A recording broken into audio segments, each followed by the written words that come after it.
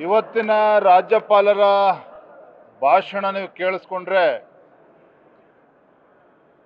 ರಾಜ್ಯಪಾಲರ ಸಮಯವನ್ನು ಕೂಡ ಈ ಸರ್ಕಾರ ವ್ಯರ್ಥ ಮಾಡಿದೆ. ನೋಡಿ, ಭಾಷಣ ಅವ್ರ ಮಾತುಗಳನ್ನು ಎಲ್ಲಿಂದ ಪ್ರಾರಂಭ ಆಗ್ತದೆ ಅಂತ ಹೇಳಿದ್ರೆ, ರಾಜ್ಯದ ಅಭಿವೃದ್ಧಿಯ ವೇಗವನ್ನು ಚುರುಕುಗೊಳಿಸುವುದರಲ್ಲಿ ಮತ್ತು ಸರ್ಕಾರದ ಹಣಕಾಸಿನ ವ್ಯವಸ್ಥೆಯನ್ನು ಇನ್ನಷ್ಟು ಸದೃಢಗೊಳಿಸುವಲ್ಲಿ ಯಶಸ್ವಿಯಾಗಿದೆ ಅಂಥೇಳಿ ಹಸಿ ಸುಳ್ಳನ್ನು ಈ ಕಾಂಗ್ರೆಸ್ ಸರ್ಕಾರ ರಾಜ್ಯಪಾಲರ ಬಾಯಲ್ಲಿ ಹೇಳಿಸಿರ್ತಕ್ಕಂಥದ್ದು.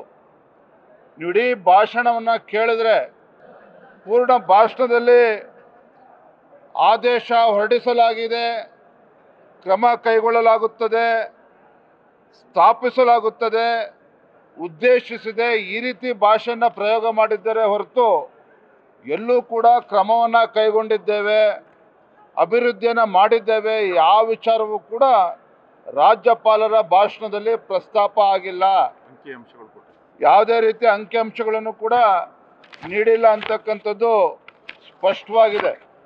ಅಂದರೆ ಕಳೆದ 2 ವರ್ಷದಲ್ಲಿ ಈ ಕಾಂಗ್ರೆಸ್ ಸರ್ಕಾರ ಬಂದ ಮೇಲೆ ಅಭಿವೃದ್ಧಿನೇ ಆಗದೆ ಇದ್ದಾಗ ಯಾವ ರೀತಿ ಅಭಿವೃದ್ಧಿಗೆ ವೇಗವನ್ನು ಕೊಟ್ಟಿದ್ದಾರೆ ಅನ್ನೋದನ್ನು ಮುಖ್ಯಮಂತ್ರಿಗಳು ಮುಂದಿನ ದಿನದಲ್ಲಿ ಹೇಳಬೇಕಾಗ್ತದೆ. ಒಂದೇ ಮಾತನ್ನು ಹೇಳೋದಾದರೆ, ರಾಜ್ಯದ ಅಭಿವೃದ್ಧಿಯ ವಿಚಾರದಲ್ಲಿ ಈ ಸರ್ಕಾರದ ನಟ್ಟು ಬೋಲ್ಟು ಎರಡೂ ಕೂಡ ಸಡಿಲಾಗಿದೆ ಅಂತಕ್ಕಂಥದ್ದು ಸ್ಪಷ್ಟ.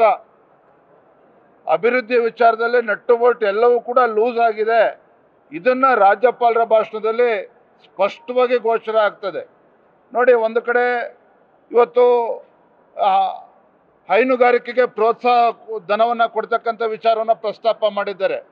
ಸಾವಿರಾರು ಕೋಟಿ ಇನ್ನೂ ಕೂಡ ಹಳೆ ಪ್ರೋತ್ಸಾಹ ಧನ ಕೊಡಬೇಕು, ಇನ್ನೂ ಕೂಡ ಹಾಗೆ ಉಳಿಸ್ಕೊಂಡಿದ್ದಾರೆ. ಇವತ್ತು ಪ್ರಾದೇಶಿಕ ಸಮತೋಲನದ ಬಗ್ಗೆ ಮಾತನಾಡ್ತಾ 90,000 ಕೋಟಿಯನ್ನು ಖರ್ಚು ಮಾಡ್ತಾ ಇದ್ದೀವಿ ಅಂತ ಹೇಳಿದ್ದಾರೆ. ಎಷ್ಟು ಕೋಟಿ ಮೀಸಲಿಟ್ಟಿದ್ದಾರೆ, ಎಷ್ಟು ಖರ್ಚಾಗಿದೆ ಕಳೆದ 2 ವರ್ಷದಲ್ಲಿ, ಅದನ್ನು ಕೂಡ ಹೇಳಬೇಕಲ್ಲ. ಹಾಗಾದರೆ ಇವತ್ತು ಅಭಿವೃದ್ಧಿಯ ಬಗ್ಗೆ ಚಕಾರನೂ ಕೂಡ ಎತ್ತುತ್ತಾ ಇಲ್ಲ, ಅಭಿವೃದ್ಧಿಯ ಬಗ್ಗೆ ಚಿಂತನೆ ಇಲ್ಲ. ಇವತ್ತು ಬಡವರೆಲ್ಲರೂ ಕೂಡ ಬೀದಿಗೆ ಬರ್ತಕ್ಕಂಥ ಸನ್ನಿವೇಶ ನಿರ್ಮಾಣ ಆಗಿದೆ. ಮುಂದೆ ಬರದ ವಿಚಾರ ಯಾವ ರೀತಿ ನಿರ್ವಹಿಸ್ತಾರೆ ಅಂತಕ್ಕಂಥ ಯೋಜನೆಗಳು ಕೂಡ ಇವರಿಲ್ಲ. ಒಟ್ಟಾರೆಯಾಗಿ ಹಸಿ ಸುಳ್ಳನ್ನು ಈ ಗೌರವಾನ್ವಿತ ರಾಜ್ಯಪಾಲರ ಬಾಯಲ್ಲಿ ಹೇಳಿಸ್ತಕ್ಕಂಥ ಒಂದು ವ್ಯರ್ಥ ಪ್ರಯತ್ನ ಈ ಸರ್ಕಾರ ಮಾಡಿದೆ ಅಂತಕ್ಕಂಥದ್ದು ಸ್ಪಷ್ಟ. ನ್ಯೂಸ್ ಫಸ್ಟ್ ನಿರ್ಭೀತಿಯಿಂದ ನಿಮ್ಮ ಪರವಾಗಿ.